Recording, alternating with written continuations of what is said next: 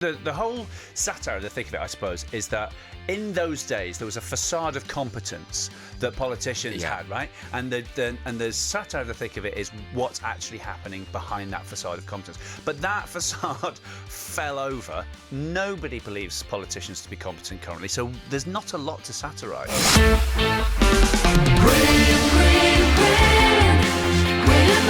The Graham Norton Radio Show on Virgin Radio.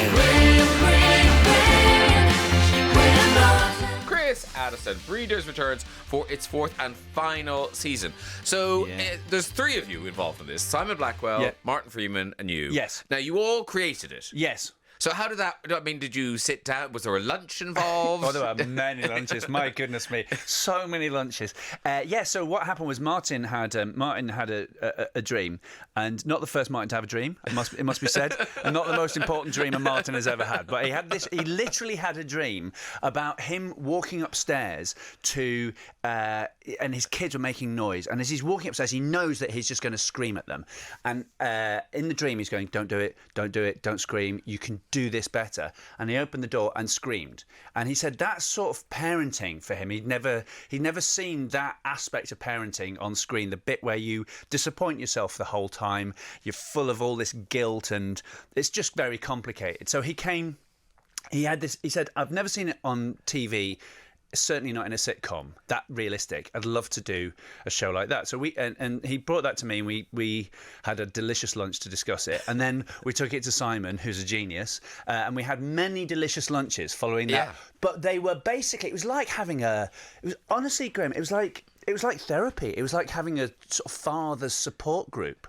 We were saying things that we'd never expressed aloud even to ourselves, like our deepest fears. But it almost seems dangerous to me. Right. You're playing with fire. Don't say these things out loud. Yeah. No, you might be right. And actually, to be honest, so the response to it is really interesting, because on the one hand, there are people who go, thank you, thank God it's not just me. Thank you for saying those things.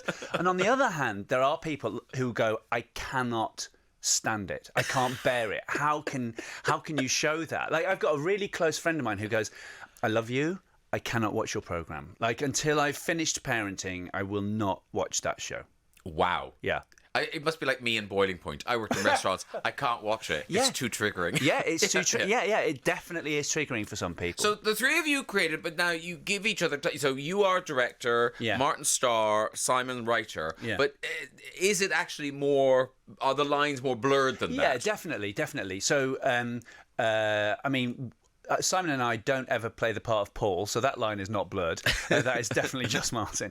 But we're all we're all responsible for keeping the tone of the show in place. Not just us, by the way. There are tons of people involved in this, because we have brilliant producers and our exec, our original producer Toby Welsh, who's a huge part of keeping that tone in place. And we have a writer's room as well, which is like... again, it's like therapy. There've been tears in that room, and not just HR issues, but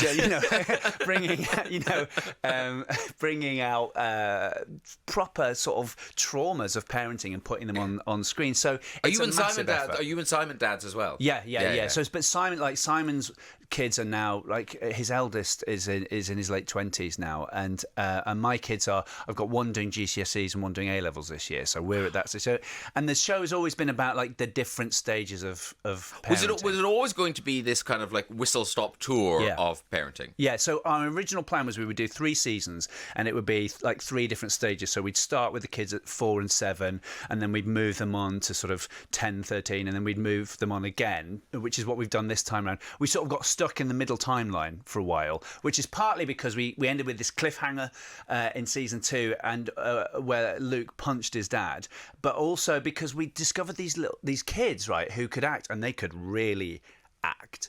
And you don't know. You just sort of don't know when you're casting children how good or otherwise they're going to be. It's a really tricky one. And then we had these 2 kids, Alex and Eve, who were so great. And in particular, we hadn't given Eve a lot to do. So we thought, we'll stay in this timeline for a bit. And then this year we've jumped on again to where we always planned to. And how difficult is it to cast these? Because now he's so 19, 18, 19. He's 18. Yeah. Luke and Ava. So they're now much older.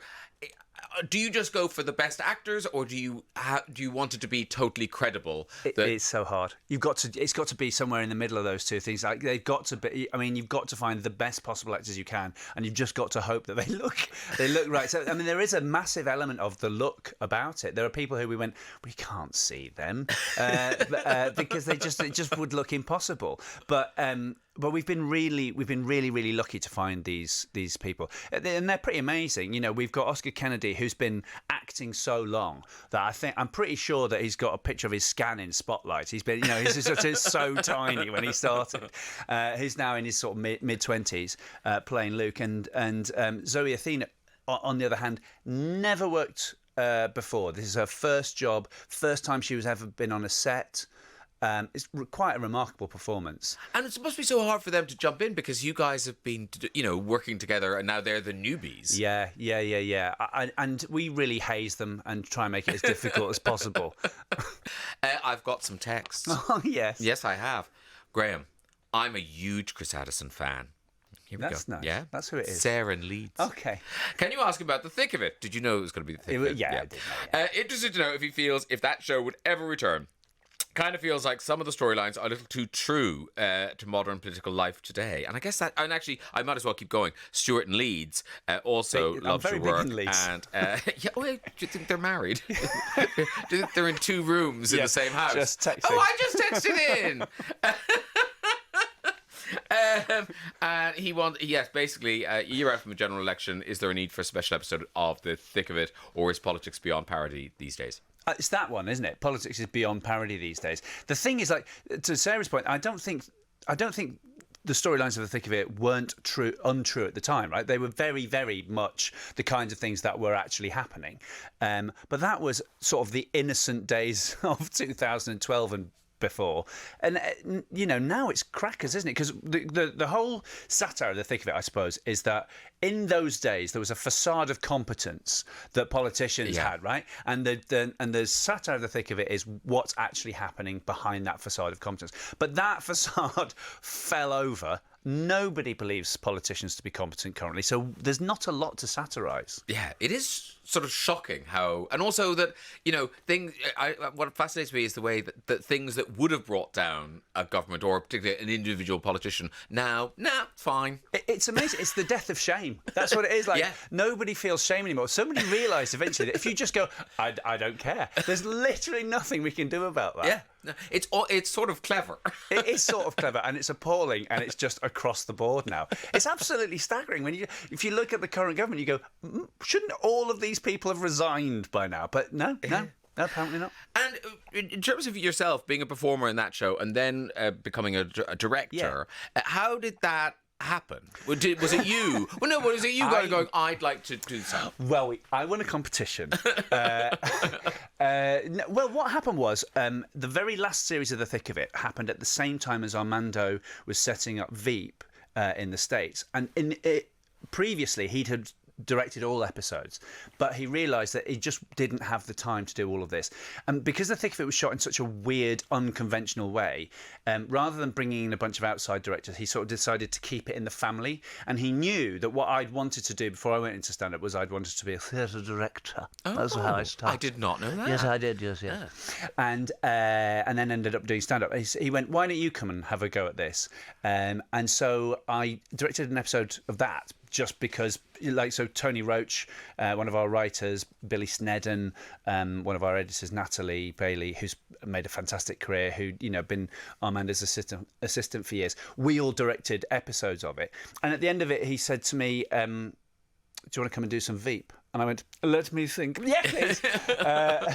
So yes, and it sort of went from there, really. And coming back home to direct Breeders, is it easier? Is there a shorthand when you're working with a British crew and British actors compared to VEEP, where it's kind of a huge American operation. Yeah, I mean, I think definitely like you're nimbler because there aren't so many people because we don't have as much money.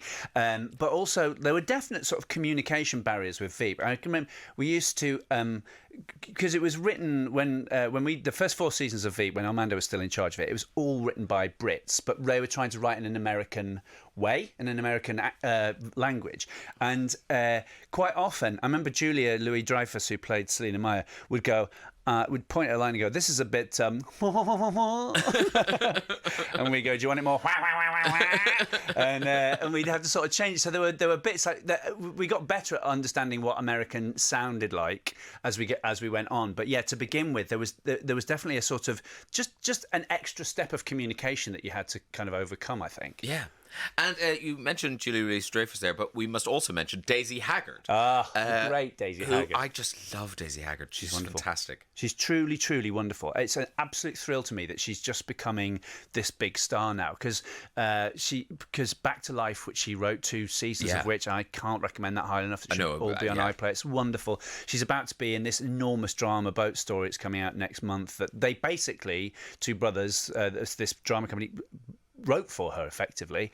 I mean, she is an immensely, not only a brilliant actor, but one of the great humans. Yeah, she's lovely, isn't she? Oh my God, yeah. Yeah. And if you just want to do anything at all, just promise her crisps, and that's all. That's all she wants. She's obsessed. It's like working with a dog. It is like, yeah. Sausages and cheese. That's it. That's all she needs. Oh look, now she's driving a plane. Chris Addison directs Breeders. Breeders, the 4th and final season, returns to Sky Comedy on Fridays at 10 o'clock, and all episodes available to stream now on Now TV. Thank you so much for coming in to see us, Chris. Thanks for having me. It was so lovely to see you.